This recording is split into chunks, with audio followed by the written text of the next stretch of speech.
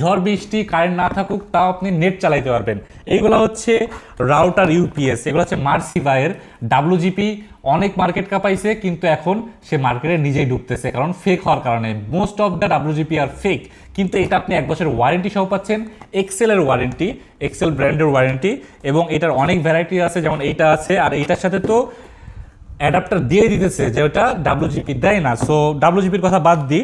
So যারা 8-10 ঘন্টা ব্যাকআপের জন্য একটা ভালো রাউটার ইউপিএস খুঁজতেছেন, তাদের জন্য কিন্তু এটা খুবই ভালো একটা অপশন।